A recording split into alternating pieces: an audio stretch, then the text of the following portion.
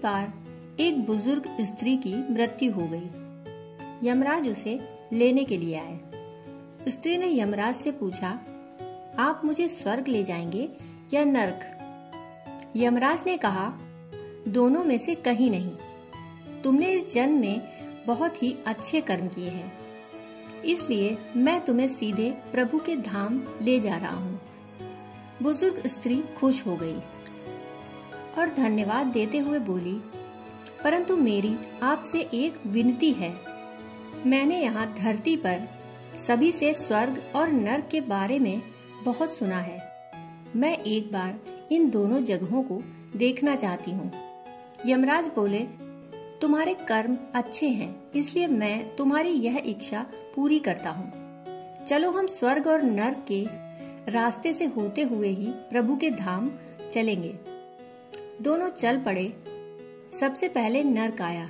नरक में बुजुर्ग स्त्री ने जोर जोर से लोगों के रोने की आवाजें सुनी। वहां नरक में सभी लोग दुबले पतले और बीमार दिखाई दे रहे थे। स्त्री ने एक व्यक्ति से पूछा, यहाँ पर आप सभी लोगों की ऐसी हालत क्यों है?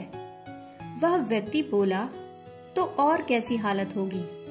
मृत्यु के बाद जब से यहाँ आए हैं, हमने एक दिन भी खाना नहीं खाया। भूख से हमारी आत्माएं तड़प रही हैं।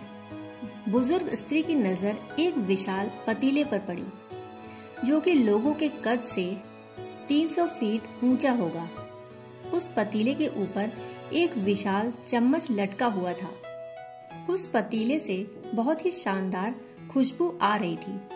बुजुर्ग स्त्री ने उस व्यक्ति से पूछा, इस पतीले में क्या है? उस व्यक्ति ने मायूस होकर जवाब दिया, यह पतीला बहुत ही स्वादिष्ट खीर से हर समय भरा रहता है। बुजुर्ग स्त्री ने हैरत से पूछा, इसमें खीर है तो आप लोग पेट भरकर ये खीर खाते क्यों नहीं? भूख से क्यों तड़प रहे हैं? उस व्यक्ति ने रो रो कर कहा, कैसे खाएं? यह पतीला 300 फीट ऊंचा है। हम में से कोई भी उस पतीले तक नहीं पहुंच सकता। बुजुर्ग स्त्री को उस पर भरोसा आ गया और वह सोचने लगी, बेचारे खीर का पतीला होते हुए भी भूख से बेहाल हैं। शायद ईश्वर ने इन्हें यही दंड दिया होगा। यमराज बुजुर्ग स्त्री से बोले, चलो हमें देर हो रही है। दोनों चल पड़े। कुछ दूर चलने पर स्वर्ग भी आ गया। वहां पर उस स्त्री को सभी की हंसने खिलखिलाने की आवाजें सुनाई दी। सभी लोग बहुत खुश दिखाई दे रहे थे। उनको खुश देखकर बुजुर्ग स्त्री भी बहुत खुश हो गई। पर वहां स्वर्ग में भी उस स्त्री की नजर वैसे ही 300 फुट ऊंचे पतीले पर पड़ी, जैसा उसने नरक में देखा था। वैसा ही चम्मच उसके ऊपर लटका हुआ था। बुजुर्ग स्त्री ने वहां लोगों से पूछा, इस पतीले में क्या है? स्वर्ग के लोग बोले कि इसमें बहुत ही स्वादिष्ट खीर है। बुजुर्ग स्त्री हैरान हो गई।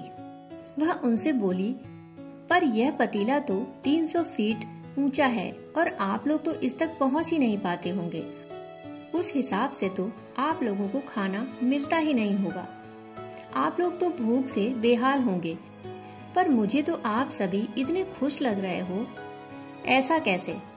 उन लोगों ने बताया, हम तो सभी लोग इस पतीले से पेट भर कर खीर खाते हैं। पर कैसे? उस स्त्री ने पूछा। पतीला तो बहुत ऊंचा है। उन लोगों ने कहा, तो क्या हो गया? पतीला ऊंचा है तो यहाँ पर कितने सारे पेड़ हैं। ईश्वर ने यह पेड़ पौधे, नदी, झरने हम मनुष्यों के उपयोग के लिए ही तो बनाए हैं। हमने इन पेड़ों की लकड़ी ली, उनको काटा, फिर लकड़ियों के टुकड़ों को जोड़कर विशाल सीढ़ी का निर्माण किया। उस लकड़ी की सीढ़ी के सहारे हम पतीले तक पहुंच जाते हैं और सभी मिलकर खीर का आनंद लेते हैं। बुजुर्ग स्त्री यमराज की तरफ देखने लगी। यमराज मुस्कुराए और बोले, ईश्वर ने स्वर्ग और नरक मनुष्यों के हाथों में ही सौंप रखा है। चाहे तो अपने लिए नरक बना ले, चाहे तो स्वर्ग। ईश्वर ने सभी को एक समान हालातों में डाला है। उसके लिए उसके सभी बच्चे एक समान हैं। वह किसी से भेदभाव नहीं करता। वहाँ नर्क में भी पेड़ पौधे सभी थे, पर वह लोग खुद ही आलसी हैं। उन्हें खीर हाथ में चाहिए। वह कोई कर्म करना नहीं चाहते, कोई मेहनत नहीं करना चाहते, इसीलिए भूख से बेहाल हैं। क्योंकि यही तो ईश्वर की बनाई इस दुनिया का नियम है। जो कर्म करेगा, मेहनत करेगा, उसी को मीठा फल खाने को मिलेगा। दोस्तों, आज की कहानी का सार यही है कि स्वर्ग और नर्क हमारे अपने हाथ में है। मेहनत करें, अच्छे कर्म करें और अपने जीवन को स्वर्ग बनाएं। अगर आज की कहानी आपको अच्छी लगी हो तो लाइक और शेयर जरूर करें। दोस्तों, कहानी सुनने के लिए आपका बहुत बहुत आभार।